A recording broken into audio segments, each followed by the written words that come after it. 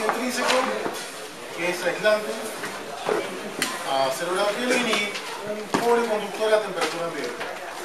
Silicio tipo N, que en realidad es silicio con impureza grupo 5, y silicio tipo P, que es silicio con impureza grupo 3, tipo P.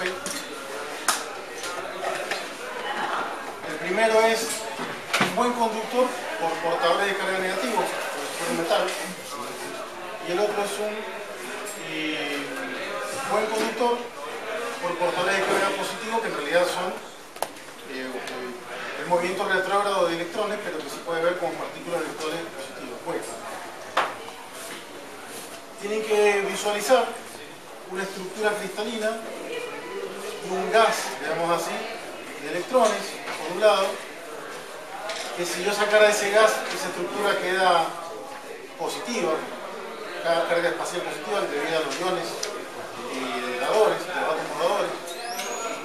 Del lado P, tienen que visualizar una estructura cristalina con un gas, digamos así, de portadores de carga positiva, que si yo los quitara, me quedaría una estructura cristalina macroscópicamente negativa.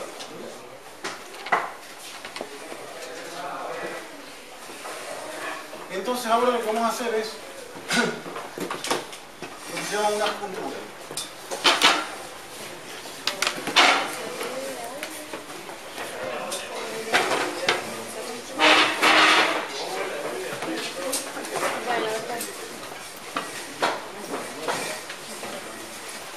Tomamos material silicio tipo N, silicio tipo P, y los ponemos en contacto, digamos así.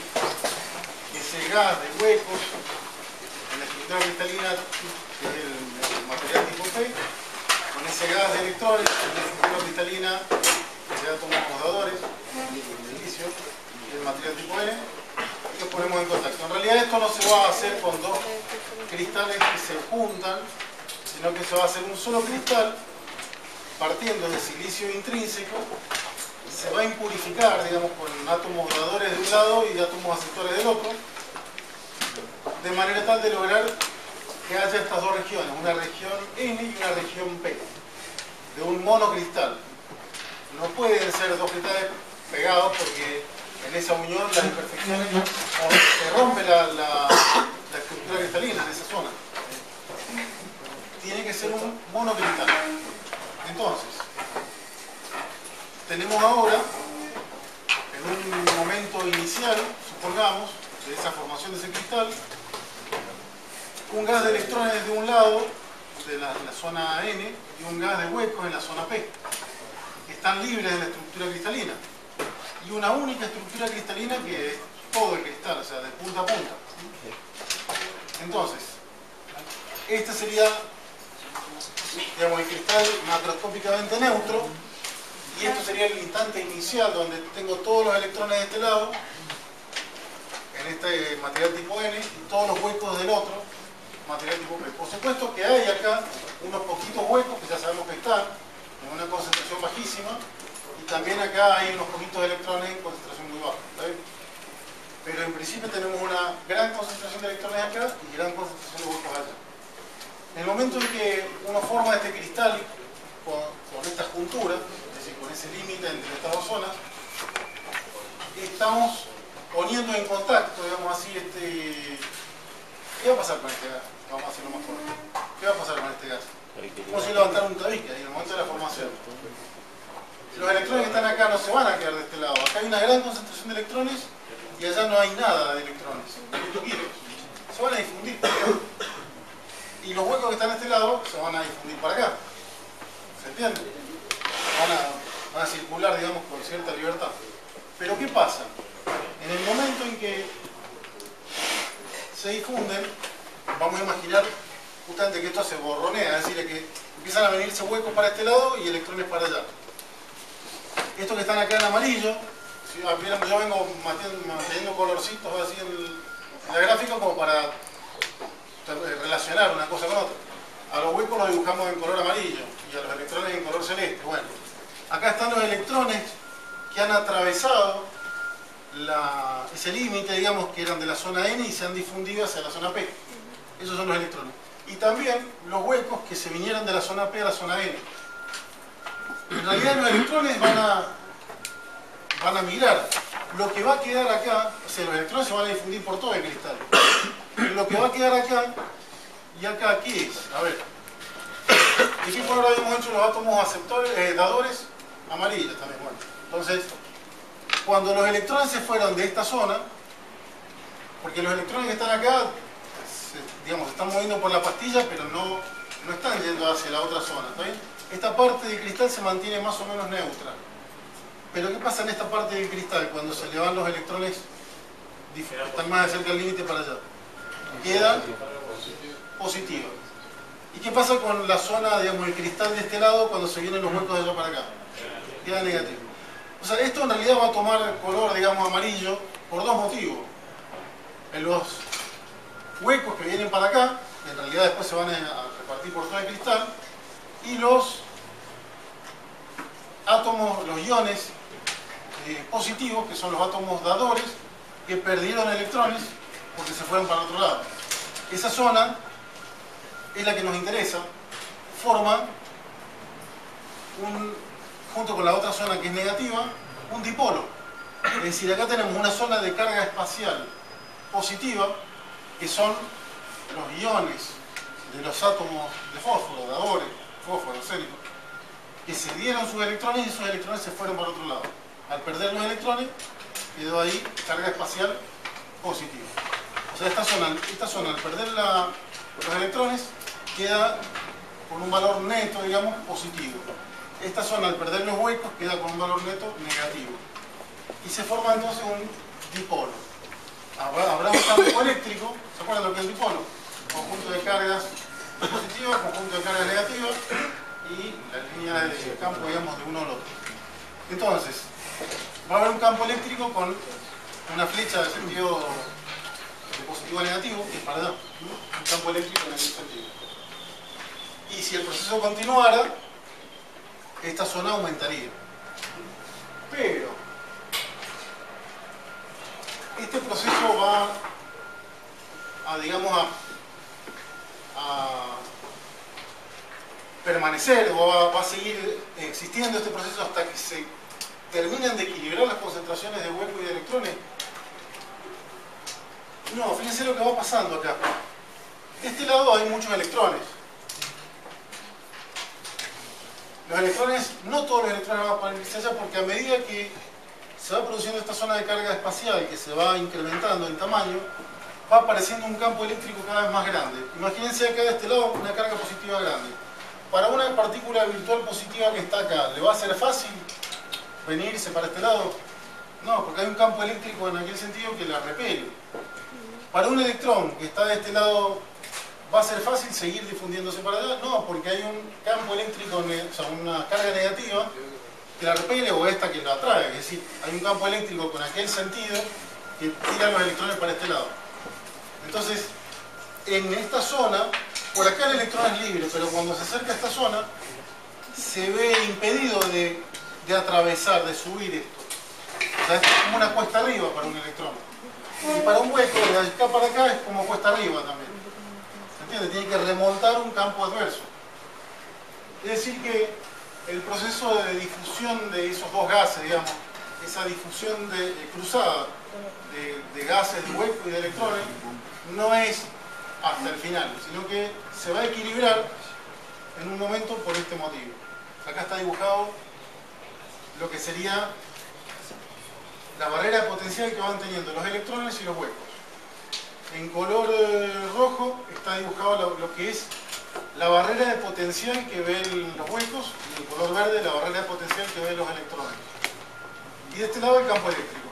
El campo eléctrico tiene que ver con el dipolo que va apareciendo. Para la primera gráfica le corresponde, que sería el instante inicial, le corresponde campo eléctrico cero, no hay dipolo, no hay carga espacial todavía, todo neutro, así que no hay campo eléctrico, no hay barrera de potencial. Al revés, ¿cierto? No hay barrera de potencial, no hay campo eléctrico. Profesor, sí. Como si hubiera ese equilibrio entre el campo eléctrico y la posición de los electrones sueltos, ¿no quedarían como ordenados toda la misma distancia? Vamos a ver, ahora vamos a ver qué es lo que va a pasar. En cuanto aparece, en un instante T1, digamos, donde se inició esta difusión cruzada, hay una carga espacial positiva y negativa que produce este campo eléctrico. ¿Ven? El campo eléctrico es máximo en el límite. Ahí en el límite el campo eléctrico es máximo. Después se hace más tenue. O sea, acá lejos del dipolo, desde lejos, esto se ve casi como igual cantidad de carga negativa y positiva, así que no hay fuerza. Pero a medida que uno se acerca a esta zona, el campo eléctrico es máximo hasta que llegamos al... O sea, la zona esta es más intenso y ahí en el límite justo es máximo. Entonces, si ese es el campo eléctrico, con ese sentido, para los huecos esto es puesta arriba y para los electrones de acá para allá es puesta arriba, porque el campo eléctrico lo trata de traer para este lado. Eso es lo que estamos buscando acá. Dicho también de otra manera, la integral, digamos, del campo eléctrico a lo largo de la distancia me da la forma de esta barrera potencial. O sea, si yo voy haciendo la integral, sumando, la integral de esto me da esta curva. Y para los huecos al revés, la integral del campo eléctrico me da esa curva, que es ni más ni menos que la curva del potencial. A medida que aumenta entonces en un instante T2 la difusión es mayor, el campo eléctrico se hace más intenso y las barreras se hacen más amplias.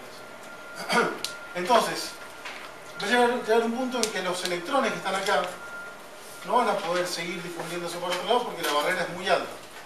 Ya no va a haber prácticamente electrones que tengan suficiente energía para lograr remontar esa cuesta arriba. Un electrón va a tener normalmente en una energía total que uno la podría componer como una parte por su velocidad, o sea, una energía cinética, y una parte que tiene que ver con su distancia a los átomos, que es la energía potencial.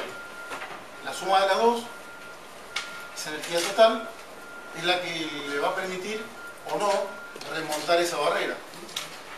Si esa energía es suficiente, va a poder remontar la barrera y que al cruzar al otro lado ya podría llegar a recombinarse del otro lado. Un electrón que pasa de esta zona donde es mayoritario de la zona N, pasa a la zona P, ese electrón es candidato a recombinarse con los huecos del otro lado. ¿Sí? Y para los huecos sería lo equivalente en sentido contrario. ¿Hasta ahí alguna duda?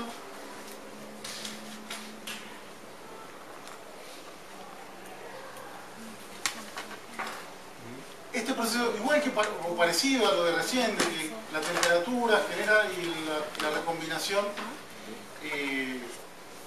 hace desaparecer.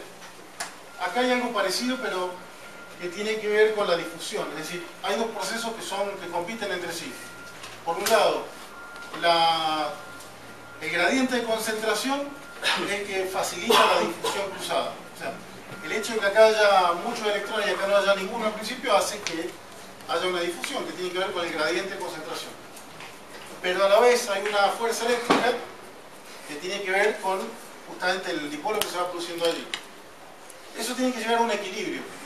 Es decir, la cantidad de electrones, como dijimos, no puede seguir fluyendo de izquierda a derecha porque aumentaría más todavía el campo eléctrico hasta que llega un punto en que esto, digamos, mantenga y no deje pasar más electrones. ¿Qué es lo que va a pasar? Si eventualmente, esporádicamente, algún electrón lograra remontar, esa barrera subiría un poquito, subiría. Pero acá hay otro proceso que no hemos tenido en cuenta, lo vamos a ver ahora, porque de acuerdo a lo que yo digo, esto seguiría aumentando indefinidamente, con un efecto de Cricket, es decir, pasa un electrón, aumenta un poquito la barrera. Pasa un hueco por acá, aumenta un poquito la barrera. Se queda allí, la barrera se queda en ese valor hasta que pasa algún otro electrón, por algún motivo logra tener suficiente energía, pasa y aumenta otro poquito la barrera. Como los precios, que siempre suben, nunca bajan, no. Acá va a haber algo que va a jugar en sentido contrario. ¿Qué va a hacer? ¿Se acuerdan que se generaban térmicamente huecos y electrones? En esta zona han desaparecido los huecos y los electrones. Acá en esta zona de carga espacial, alrededor de la juntura, se fueron los huecos y los electrones. Los que más se fueron son los de esa zona. Los de la lejanía, digamos, todavía están, pero los de la frontera se fueron todos, se difundieron. Pero, eventualmente, por acá puede aparecer, por generación térmica, un par hueco electrón. Cuando aparece un par hueco electrón, ¿qué va a pasar con ellos? ¿Para dónde se quedan?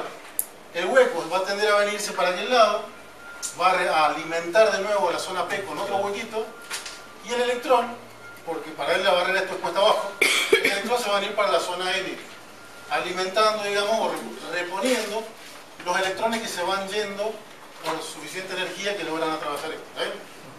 O sea que hay dos procesos ahora que van a mantener este equilibrio en un valor dinámico. Las barreras suben por lo que vimos, la concentración en la zona de carga espacial produce ese campo eléctrico y esta barrera sube. Pero ahora vamos a tener, lo vamos a ver acá, este fenómeno. Vamos, electrones que vamos a poner con I mayúscula. O sea, esto es una corriente de electrones mayoritarios. Son todos los electrones de la zona N que adquieren suficiente energía para llegar a la zona P. Y una vez que llegan a la zona P, bueno, ahí ya viajan libremente. Pero va a haber una corriente, o sea, va a haber algunos electrones que se generan en la zona esta de transición, donde están las puestas de abajo. El par de huecos de electrones que se genera acá, los electrones que se generan en esta zona, caen, digamos, hacia la zona N.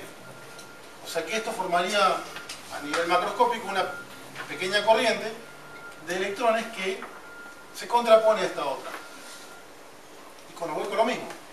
Los huecos que logran remontar esto son los mayoritarios que están de la zona P, los pocos que tienen suficiente energía para lograr remontar esto y llegar a la zona N y recombinarse.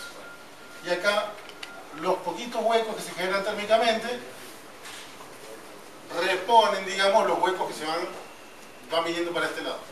Eso va a mantener entonces un equilibrio. Esto que es una corriente de electrones, o sea, portadores de carga negativos, que van de izquierda a derecha, y una corriente de portadores de carga positiva que viene de derecha a izquierda, esas dos son de portadores de carga de distintos signos y distintos sentidos de circulación. Forman una corriente total. ¿Qué sentido tiene convencionalmente esa corriente total? ¿Izquierda a derecha o derecha a izquierda?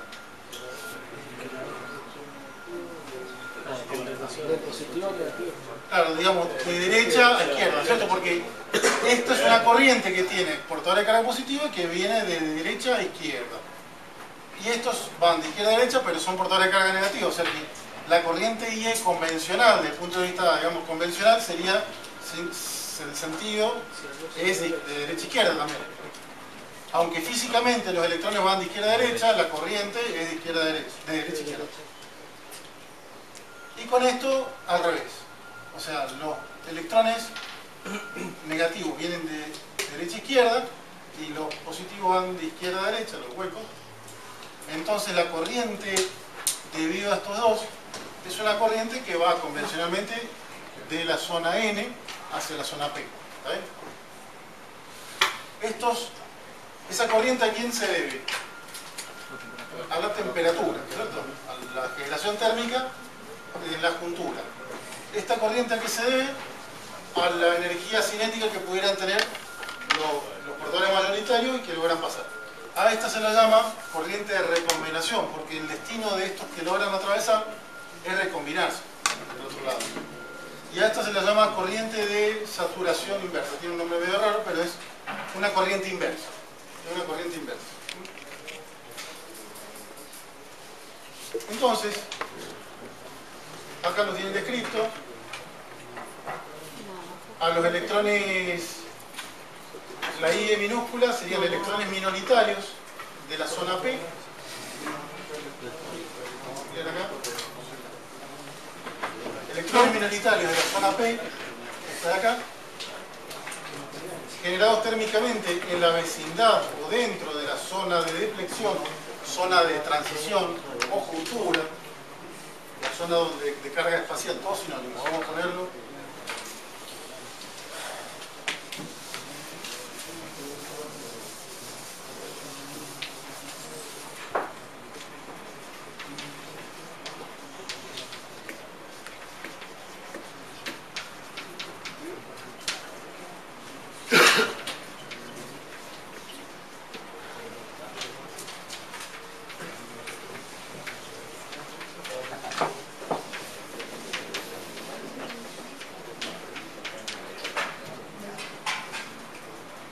Son todos sinónimos.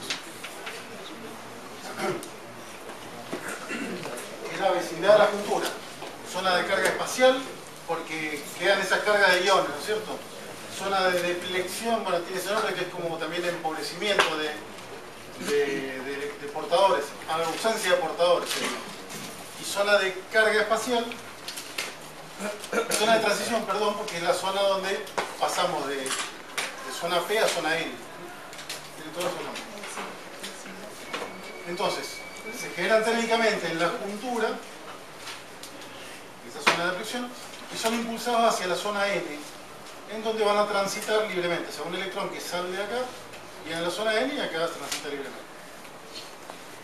Los electrones mayoritarios de la zona N, que adquieren suficiente energía para remontar la barrera potencial, llegan a la otra zona, donde van a ser minoritarios y la probabilidad mayor es que se recombinen.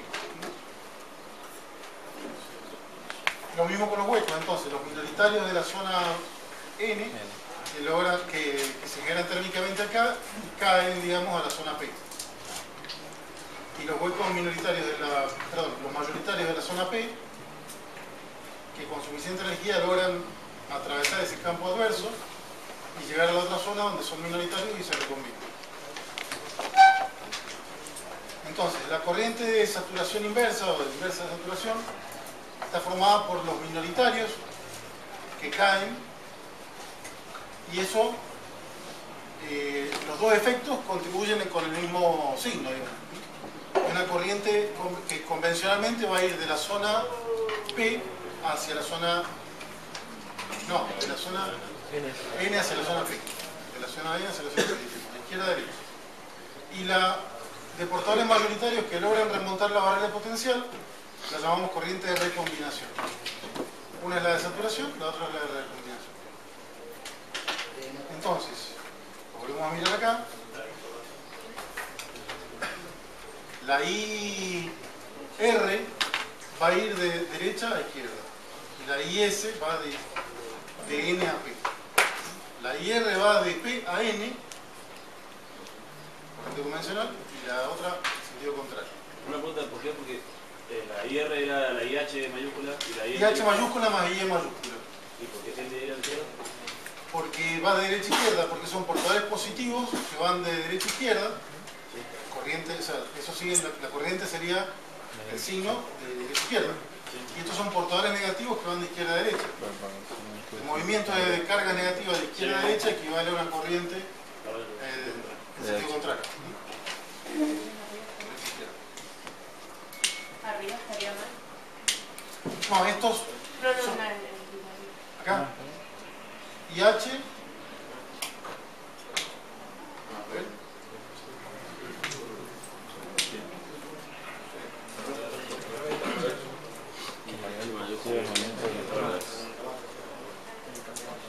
Profe, la corriente no son en el sentido de los electrones. ¿Ah? En el sentido del campo, eso. Los corrientes en el sentido del... Estos también, los dos del medio también. Lo que pasa es que la corriente es en el sentido del electrón, los que van en el sentido contrario son los Sí, huecos. no, se han corrido los... No, están mal. En el sentido del campo. No, hay que... Sí, no importa. Esto... Miremos las que están acá en esta gráfica. Esto está así desde 2008, más o menos. Bueno, hay que mirar la flecha. Sí, serían electrones que son minoritarios acá y vienen para acá, sería la I, está bien. Los huecos minoritarios van para el otro lado. La IE mayoritaria está bien para allá y es sí, están cruzadas. Estas dos del medio están así. Ni modo. Ya lo vamos a corregir. No encuentro el punto doble. Si quisiera agregar cosas, pero eso es lo que había visto. En 8 años no lo vi. Bueno. Entonces, la suma, digamos, de estas dos corrientes le da la IS, la suma de estas dos corrientes y R. En el equilibrio, es decir, en ausencia de estímulos externos, digamos, cuando esa pastilla se formó, la corriente total va a ser cero, la corriente neta va a ser cero, no va a haber circulación en ningún sentido. Y en ese caso significa que la corriente de recombinación y la corriente de saturación están igualadas. Más o menos se puede... se puede igualar entonces la IS en valor absoluto con la IR, llamémosle en ausencia de estímulo, la corriente de recombinación en ausencia de campos externos, digamos así, la vamos a llamar IR0. La corriente resultante entonces es la diferencia o la resta entre estos dos movimientos contrarios y es cero, el equilibrio es cero. Pero bueno, ahora viene, ¿qué pasa si le ponemos electrodos a una juntura? Le ponemos electrodos, es decir, unos terminales para poder aplicarle voltaje desde el exterior, o inyectar corriente o lo que fuera. En ese caso, estamos creando un dispositivo que se denomina diodo, que tiene este símbolo, y el símbolo hace referencia, damos la idea de que hay una preferencia de circulación en el sentido de ánodo a cátodo, de corriente convencional. Ya vamos a ver que eso se cumple, que es así. Vamos a ver si es verdad.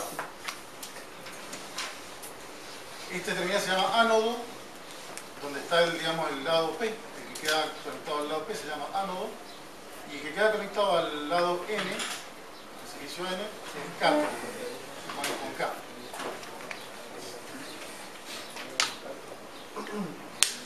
Y entonces, ¿qué pasa si le aplicamos voltaje? Primero vamos a aplicarle un voltaje positivo en el ánodo y negativo en el cátodo, es decir, le vamos a conectar una pilita, digamos, una fuente de voltaje con el positivo del lado del ánodo y negativo del lado del cátodo, un campo eléctrico desde el exterior que, fíjense, ¿cómo era el campo interior? Acá está el campo que está adentro.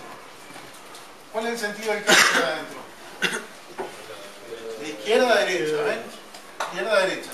Es decir, que hay como una pila, digamos así, el dipolo es como una especie de pila que tiene el positivo de este lado y el negativo de allá y hace un campo eléctrico en ese sentido. Le vamos a poner en el exterior, a través de los terminales, una pila que va a provocar un campo eléctrico de sentido contrario. ¿Qué va a suceder con este campo eléctrico? Se va a contrastar, por uno se va a achicar. ¿Qué va a pasar entonces con ese equilibrio que teníamos de portadores o de corrientes? ¿Cuál va a aumentar? La recombinación, es decir, van a poder pasar más portadores